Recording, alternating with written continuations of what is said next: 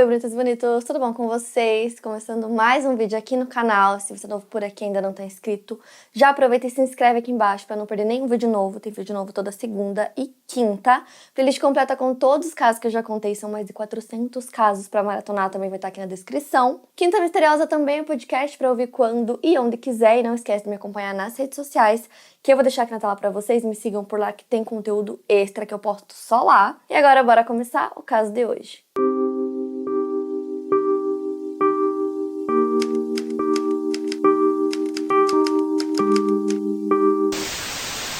No início de julho de 1984, a polícia da cidade de Northport, Long Island, Nova York, recebe uma denúncia anônima alegando que o corpo de um adolescente de 17 anos estava em uma cova rasa na floresta, em Astakia Woods, e que diversos adolescentes estavam sendo convidados a ir ver esse corpo.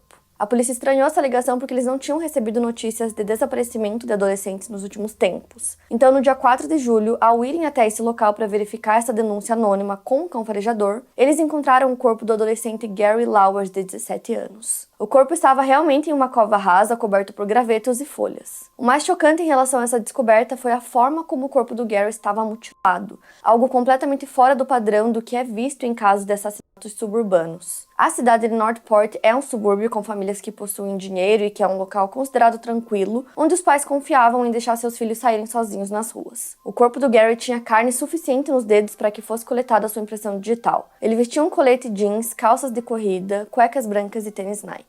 Ao lado da cova havia uma mancha preta, onde o corpo teria ficado antes de ser colocado na cova. Gary havia sido esfaqueado várias vezes e seus olhos haviam sido literalmente arrancados da sua cabeça. O assassinato parecia ter ocorrido há várias semanas devido ao estado de decomposição em que seu corpo foi encontrado. Uma autópsia mostrou que ele faleceu devido às facadas que levou no rosto, principalmente ao redor do olho esquerdo. E aí, como eu falei pra vocês, a polícia não tinha recebido nenhuma denúncia de desaparecimento de nenhum adolescente, então o desaparecimento dele não tinha sido notado nem pela sua família. Ele era considerado um adolescente problemático, então a última vez que ele foi visto pela família foi no dia 15 de junho. Então a relação que o Gary tinha com os pais era bastante conturbada, ele tinha largado o ensino médio e era usuário de drogas. De maneira corriqueira, o Gary saía de casa e às vezes ficava semanas e até meses fora de casa, morando na rua, e aí de repente ele voltava. Então por conta disso, esse sumiço dele não foi algo fora do comum, por isso que não foi relatado para a polícia.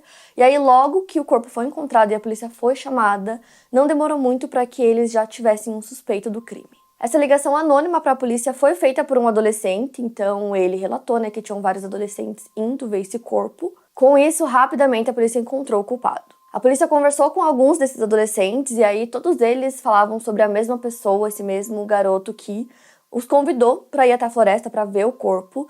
Então, estimava-se que em torno de 15 adolescentes tenham visto o corpo, mas na verdade a polícia acredita que o número tenha sido muito maior. Então, no dia seguinte à descoberta do corpo, no dia 5 de julho, a polícia prendeu 2 adolescentes. O Ricky Casso, de 17 anos, e o James Troiano, de 18. No momento da prisão, eles estavam dormindo em um carro e os dois estavam de ressaca. Ambos foram presos acusados de assassinato, mas logo a polícia descobriu que quem cometeu o crime foi apenas o Ricky, enquanto James estava presente testemunhando. Além do James, havia outro adolescente presente durante o crime, que foi o Albert Quinones, também de 17 anos, que seria uma testemunha do que havia acontecido. Então, os 4 adolescentes, o Albert, o James, o Ricky e o Gary, que foi a vítima, estavam todos sob influência de drogas ilícitas quando o crime aconteceu. No momento em que ele foi preso, o Ricky já confessou o crime logo de cara e tanto ele quanto o James negaram a presença de um advogado, segundo a polícia, e fizeram suas confissões. No momento da confissão, o Ricky estava drogado sob efeito de um alucinógeno natural chamado mescalina, encontrado em alguns tipos de cactos. A narrativa que ele apresentou no momento da confissão, mesmo estando sob efeito de drogas, foi levada ao pé da letra pela polícia. O Ricky descreveu que ele fazia parte de um culto satânico secreto que traficava drogas naquela região. Ele disse que matou o Gary em meio a um ritual satânico enquanto estava enlouquecido por drogas. Juntando a confissão do Ricky com as informações dadas pelas outras testemunhas, a polícia conseguiu ter um parâmetro de quando o assassinato havia ocorrido e como ele havia ocorrido. Aparentemente, algum tempo antes do crime, em uma festa, o Gary furtou 10 pacotes de pó de anjo da jaqueta do Ricky, enquanto ele estava praticamente inconsciente devido ao consumo de drogas. O pó de anjo, ou fenciclidina, é uma droga que antigamente era utilizada como um agente anestésico. E aí o Ricky percebeu que suas drogas haviam sido roubadas pelo Gary e ele decidiu que ele se vingaria. Então, no dia 19 de junho de 1984, o Ricky se juntou com o Albert e o James e eles conseguiram convencer o Gary de ir junto a eles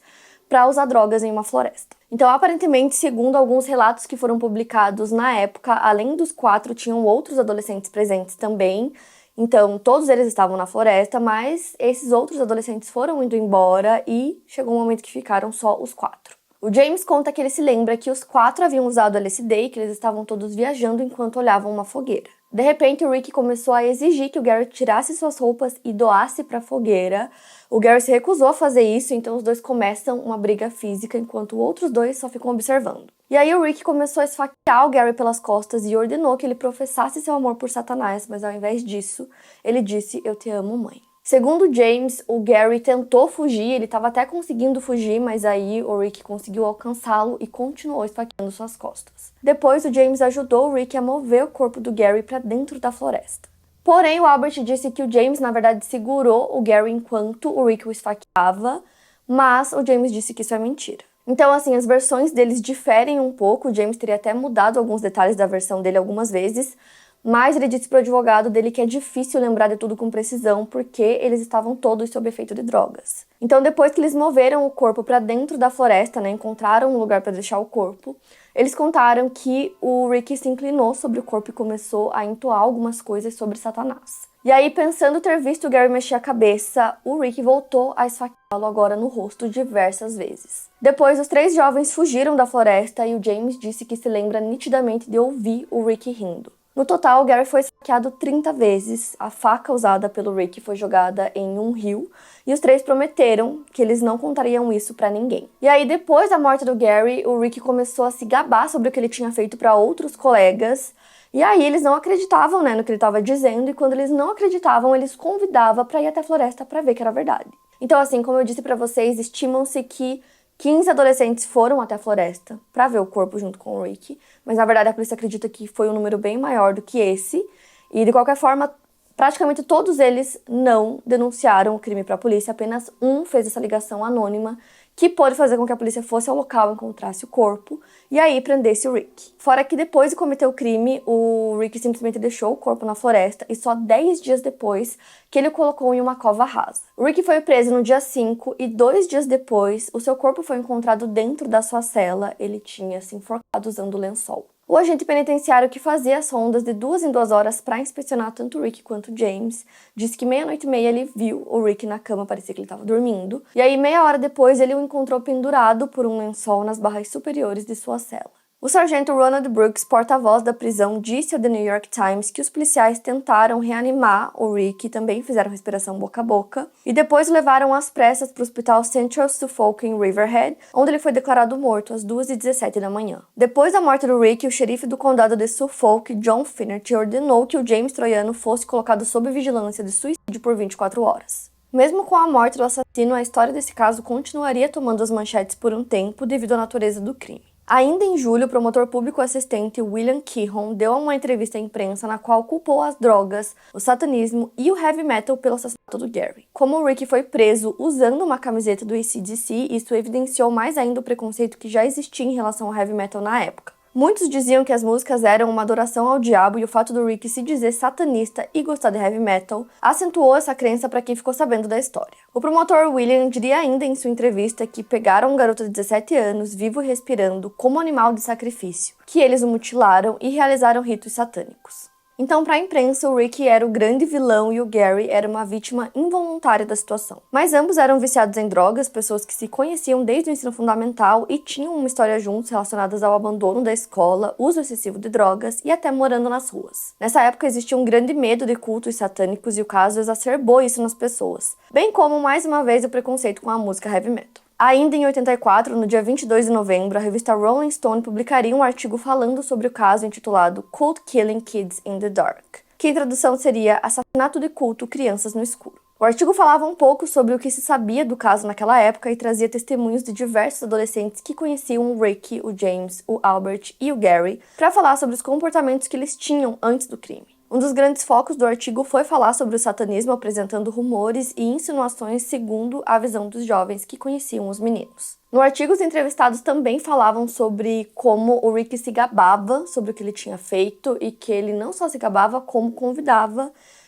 os outros jovens a irem até a floresta para provar que ele realmente tinha assassinado o amigo. Em abril de 1985, o James e o Albert foram acusados de homicídio em segundo grau, mas acabaram sendo absolvidos devido ao uso de substâncias que eles tinham feito no momento em que o crime aconteceu. O caso permaneceu sendo explorado nos anos seguintes, servindo até de inspiração para livros.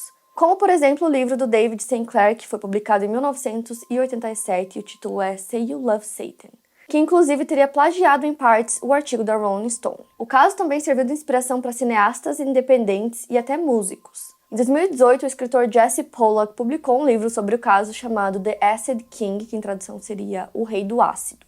Então, nesse livro, ele conta a história do caso de uma forma mais humana, sem se basear nas notícias sensacionalistas que saíram na época, que falavam sobre quem era o Rick e o suposto culto e sacrifício humano. E o livro faz referência a como o próprio Rick se autodenominava o Rei do Ácido. Então agora eu vou falar um pouco mais sobre a história do Rick. Richard Alan Casso Jr., conhecido pelo apelido de Rick Casso, nasceu no dia 29 de março de 1967 em Huntington, no condado de Suffolk, Nova York. O pai do Rick era professor de história e também treinava o time de futebol local e também era treinador de luta livre. Certa vez ele descreveu o filho como uma criança modelo e um jovem atleta. A mãe do Rick também era professora de escola e tanto ela quanto o marido davam aulas em diferentes escolas. Rick tinha 3 irmãs mais novas e a família morava em um subúrbio de classe média em Northport, Long Island, Nova York. Segundo o autor Jesse Pollack e suas pesquisas, o Rick era talentoso, fazia músicas, tinha vários amigos e era considerado um garoto popular. Porém, em algum momento, quando ele estava na Junior High School, algo aconteceu que o fez parar de ter interesse na escola, nos esportes e em tudo que ele estava acostumado em sua vida e gostava de fazer. Logo em seguida, ele teria começado a usar drogas e praticamente no mesmo momento teria começado a vendê-las. Acredita-se que quando ele completou 16 anos, ele seria o maior vendedor de drogas de Northport, por isso ele teria se tornado o Rei do Ácido. O Rick era conhecido na comunidade por consumir quantidades inacreditáveis de LSD e PCP, que é o pó do anjo, como eu já citei, e muitos dizem que nunca o viram sóbrio. O Rick, na época, gostava muito de assistir filmes de terror, ele teria lido a Bíblia Satânica, andando com ela embaixo do braço e tinha interesse pelo culto. Ele falava para os seus colegas que ele era satanista e que ele consumia grandes quantidades de drogas para conseguir entrar em contato com o diabo.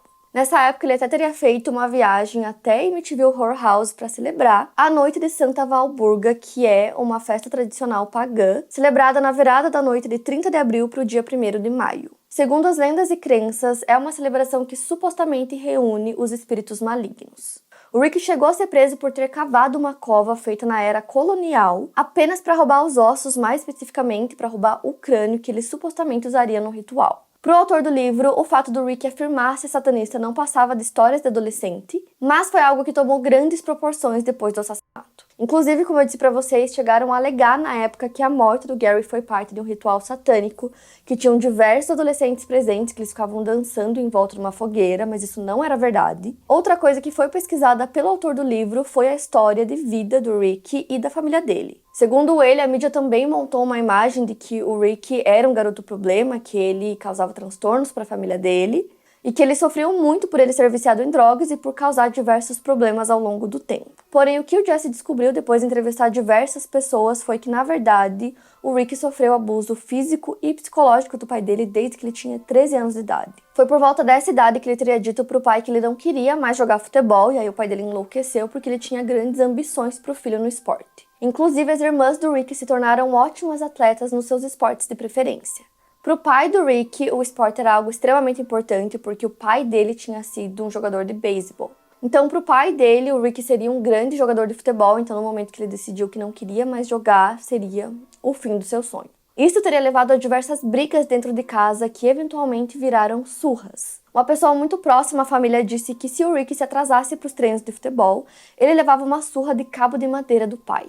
Então todas essas coisas teriam feito o pai do Rick chegar ao ponto de expulsá-lo de casa aos 14 anos de idade. Nesse ponto, sabe-se que o Rick já estaria fumando maconha e talvez já estivesse vendendo drogas. A sua família teria tentado inscrevê-lo em um programa comunitário para ajudá-lo a parar com as drogas, mas ele simplesmente desistiu de comparecer. Seus pais tentaram interná-lo em um centro de reabilitação, mas não conseguiram. Então o Rick passou a viver nas ruas, dormindo em carros abandonados e chegou a dormir no chão de um banheiro público. Ele também dormia na floresta, que posteriormente se tornaria o local do assassinato. Ele chegou a ser levado a um médico que o diagnosticou com o que na época era chamado de depressão maníaca, mas hoje é conhecido como transtorno bipolar. Seus pais e amigos relataram posteriormente que ele frequentemente fazia comentários e piadas sobre tirar a própria vida e dizia que a morte é a viagem definitiva. Mais uma vez, seus pais tentaram interná-lo e dessa vez no antigo asilo de Amityville, mas o Rick se recusou a cooperar com o tratamento. Em um outro momento, enquanto ele estava vivendo nas ruas e dormindo na floresta, o Rick contraiu pneumonia. Enquanto estava internado para tratar da doença, sua mãe novamente tentou interná-lo em outro centro psiquiátrico. Um conselheiro foi enviado para avaliá-lo e ele mentiu dizendo que não tinha pensamentos suicidas e dizendo que não adorava Satanás. Então, o conselheiro determinou apenas que ele era antissocial e não oferecia perigo a ninguém, com isso afirmando que ele não poderia ser internado contra sua vontade. O autor do livro também conta que os abusos do pai do Rick eram conhecidos na comunidade, mas ele era um técnico e professor amado também pela comunidade, então ninguém falava muito sobre isso, mesmo depois da morte do Rick. Para o escritor, muitas pessoas teriam ficado relutantes em falar sobre o que presenciaram, mas conforme sabiam que outras pessoas haviam revelado algumas coisas, mais e mais histórias surgiram, relatando que ele muitas vezes apanhava na rua em frente a diversas pessoas por contrariar as vontades do pai. Na época, um dos muitos mitos relacionados ao caso era a participação tanto do Rick quanto da vítima, do Gary, no envolvimento com um grupo chamado Cavaleiros do Círculo Negro. Algumas pessoas diziam que se tratava de um grupo de tráfico de drogas, já outras alegavam que realmente era um culto satânico, que envolvia até mesmo rituais de sacrifício de animais na região. Segundo Anthony Zenkos, que é professor de serviço social da Universidade de Colômbia, que cresceu em Northport e conhecia o Rick e os demais envolvidos na história, os Cavaleiros do Círculo Negro eram realmente um grupo de jovens que vendiam maconha, mas era apenas isso. Eles não se envolviam em brigas e não eram satanistas, apenas fingiam que eram. Muitas pessoas acreditavam que eles eram porque usavam jaquetas pretas com pentagramas nas costas. Ao conversar com alguns deles, o Jesse descobriu que eles pintaram os pentagramas nas costas e colocaram esse nome no grupo para assustar outros grupos de traficantes que vinham até Northport para bater neles e roubar seus suprimentos de drogas. O Jesse também deu uma entrevista ao podcast Unresolved sobre como, em sua opinião, baseada em suas pesquisas, a morte do Gary foi ocasionada por vingança. O Rick não estava preocupado com o dinheiro, considerando que o Gary havia roubado suas drogas, que valiam cerca de $50 na época. Ele chegou a receber esse valor de 3 pessoas diferentes. Então isso entra mais na opinião do escritor, né, que conversou com diversas pessoas que conheciam o Rick, fez uma pesquisa bem grande sobre todo o caso, e ele fala que o Rick começou a perseguir o Gary por conta desse valor e ficava batendo nele e pedindo para que ele pagasse esse valor que ele já tinha recebido, porque primeiro a mãe do Gary pagou para ele esse valor para que ele deixasse o filho dela em paz, depois um amigo do Gary também pagou esse valor pro Rick, dizendo que ele sabia que o amigo não tinha agido corretamente, mas pedindo que ele deixasse o Gary em paz. Supostamente, no dia do crime, o Gary teria dado outros $50 pro Rick, mais uma vez pagando por essas drogas. E aí o Jesse fala que, na opinião dele, a morte do Gary foi um conjunto de fatores. 2 dias antes, o pai do Rick teria dado $2 para ele, pedido para ele sumir da vida da família, que eles não queriam mais ouvir falar nele. Além disso, ele tinha questões mentais também, ele tinha muita revolta por toda a violência que ele tinha sofrido. Ele estava extremamente magro nessa época por conta do uso de drogas, e quando o Gary roubou essas drogas dele, ele se sentiu traído por um amigo que ele conhecia há muitos anos e que ele confiava. Então, basicamente, ele se sentiu humilhado por ter sido roubado pelo amigo enquanto dormia. Mas isso não exclui o fato de que depois de cometer o crime, ele falava sobre o crime com diversas pessoas e se gabava pelo que ele tinha feito. Em 2021, o Jesse lançou um documentário com o mesmo nome do livro, sempre tendo o objetivo de contar a história real que aconteceu por trás de todas as notícias sensacionalistas publicadas e divulgadas na época. No total, foram feitos 3 documentários sobre o caso, 2 filmes, 2 livros, e o Rick é mencionado em pelo menos 20 letras de músicas de heavy metal. Então, infelizmente, com a morte do Rick e com as outras 2 testemunhas tendo sido consideradas inocentes do crime, ninguém foi condenado pelo assassinato do Gary. Sua família, infelizmente, nunca recebeu o fechamento que eles gostariam no caso, e mesmo que as pessoas possam supor sobre os motivos reais do Rick para cometer o crime, só ele poderia realmente justificar as atitudes que ele teve. Mesmo com todos os rumores da época, nunca foi realmente provado que o Rick pertencia a um grupo ou a um culto satanista. E é isso, quero muito saber o que vocês acharam desse caso, então me contem aqui nos comentários. Playlist completa com todos os casos que eu já contei, mais de 400 para maratonar, vai estar aqui na descrição, junto com o link do podcast para você ouvir quando e onde quiser. E não esquece de me acompanhar nas redes sociais, que eu vou deixar aqui na tela para vocês. Me sigam por lá, que eu sempre posto conteúdo extra de casos. E é isso, eu vejo vocês no próximo vídeo.